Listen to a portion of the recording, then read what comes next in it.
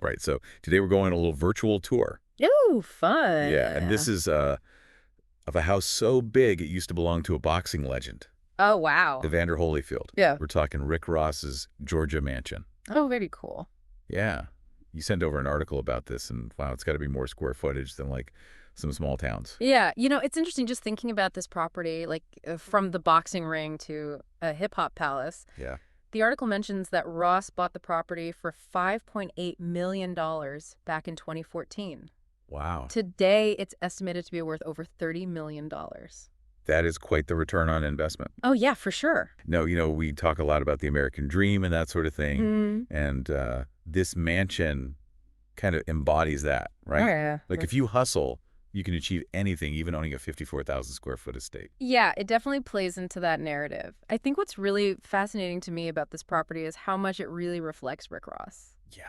It's not just a house. You know what I mean? It's a statement. It is a very big statement. Yeah, absolutely. And, Yeah. the article goes into detail about just the scale of this place. Yeah. It's 235 acres, Yeah. 109 rooms, 12 bedrooms. Wow, that's a lot of bedrooms. And get this, 21 bathrooms. What?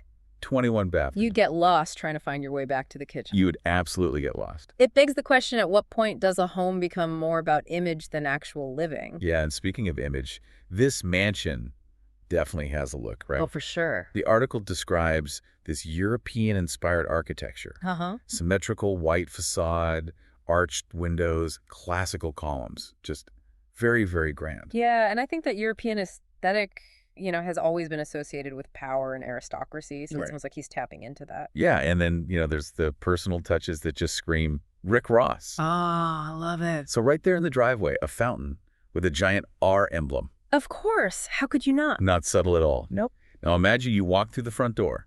Okay, I'm not walking there. Grand entrance hall, dual spiral staircases, plush red carpet leading up to, wait for it, the RR insignia embedded in the marble floor. Uh-huh. That's amazing. Okay, we get it. You own the place. Right. Like, you have to make sure everyone knows when they walk in the door. I think that's a power move. It is a power move. Sets the stage for sure. For sure. And once you're inside, it's just room after room of just pure luxury. I can only imagine. Formal living rooms, so big you could host a banquet lounges that probably feel like a 5-star hotel lobby. Yeah. And there are the ballrooms, not just one, but multiple ballrooms. Oh, wow. With vaulted ceilings, gold-accented walls, floor-to-ceiling drapes. It's got to be a party.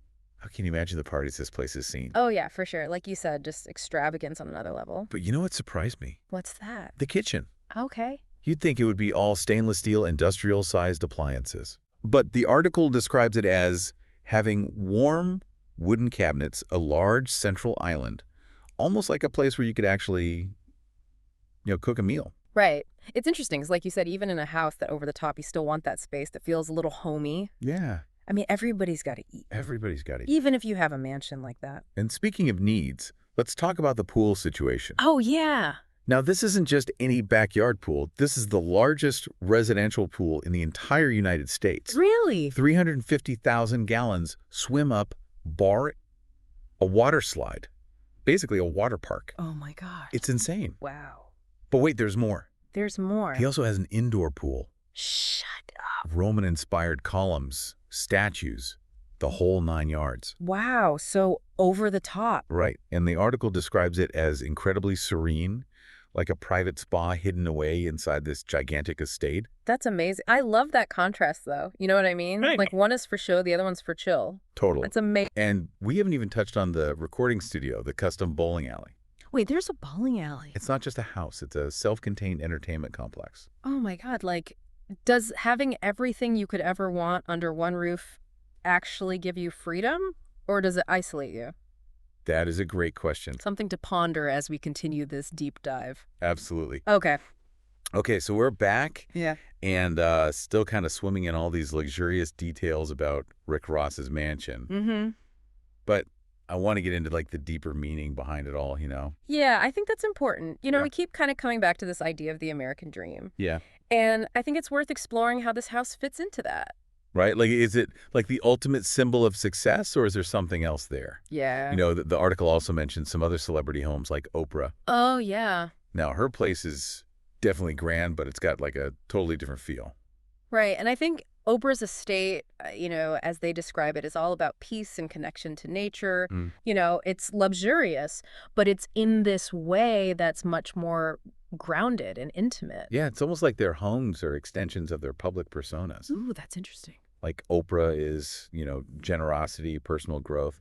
And then Rick Ross's lyrics, a lot of times are about hustling and wealth.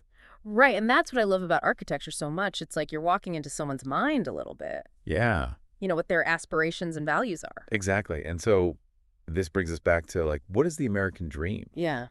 Is it really about, accumulating as much wealth and stuff as possible? Right, or is there a different kind of success we should be striving for? Yeah, and that's a question for everybody, right? Like, Mhm. no matter how much money you make, Absolutely. we all make choices about how we spend our money and our time and our energy. For sure. So, like, what are we chasing? Yeah.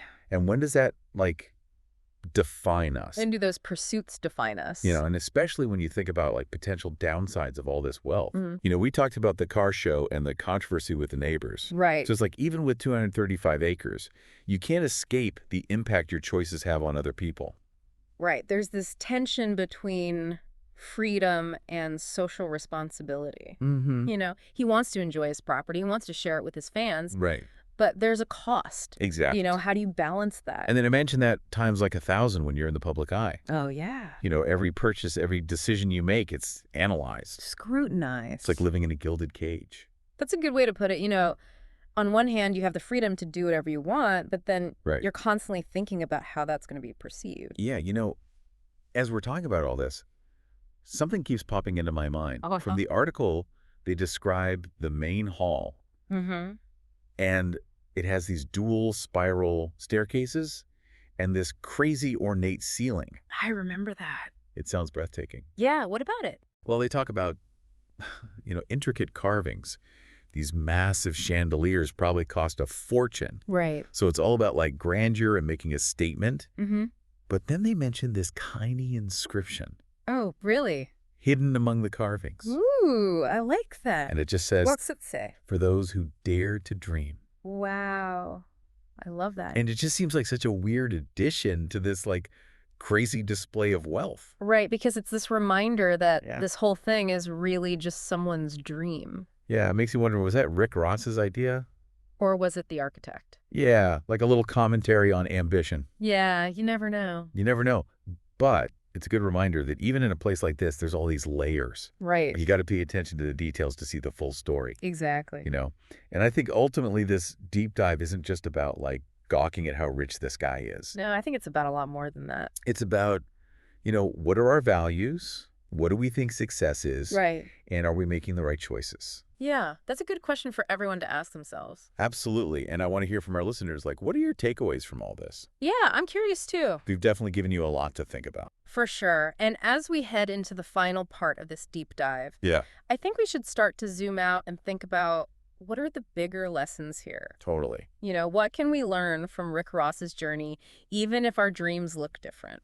Okay, so welcome back to our final lap around Rick Ross's mansion. I know. I can't believe it's already over. I know, right? Oh, It's been quite a journey, it really has. from those insane details and like just the sheer size The scale of it all. to these bigger questions, about money and success and the choices we make. Right. And I think we've covered a lot, but I feel like there's still more to think about, Oh, for sure. especially when it comes to what does a lifestyle like this actually mean in the bigger picture? Right. And, last time we were talking about how this mansion is like a reflection of Rick Ross himself. Oh. His lyrics about hustling and success. Mm-hmm. But I think it also makes you think about what happens when all that focus on money becomes like the main thing. Yeah, and I think that's a good point to make because, there's nothing wrong with enjoying what you earned, Right. but it's about finding that balance. Right. When does it become about keeping up with the Joneses and Mm. when do we lose sight of what really matters? I keep thinking about that inscription. Oh, the dare to dream. Yeah, for those who dare to dream. And it makes me wonder, is there a difference between dreaming big and just always wanting more? Yeah, that's a good distinction to make because, I think dreaming big is good. It pushes us. Right. But when it's never enough, Yeah. that can be a problem. And I think about that with the mansion. Like, he has everything, Right. but there's still that conflict with the neighbors. The car show. It's like no matter how much you have, it doesn't necessarily buy you peace. I think it speaks to the fact that true fulfillment, it doesn't come from stuff. It comes from something deeper inside. A sense of purpose, like you're contributing to something bigger. Yeah, and maybe that's the real takeaway from all this. Yeah. It's not about judging Rick Ross. No, not at all. It's about looking at our own lives Our own values. and asking ourselves those tough questions. What are we working towards? Yeah. And why? So as we wrap up our deep dive into Rick Ross's mansion, I hope it's been more than just looking at a really cool house. Yeah, for sure. I hope it's given you something to think about And inspired you to chase your own dreams. on whatever scale that looks like for you. Yeah, maybe just not with 21 bathrooms. Right. Maybe just a couple less than that. Well, this has been fun. This has been awesome. Thanks for joining me. Thanks for having me.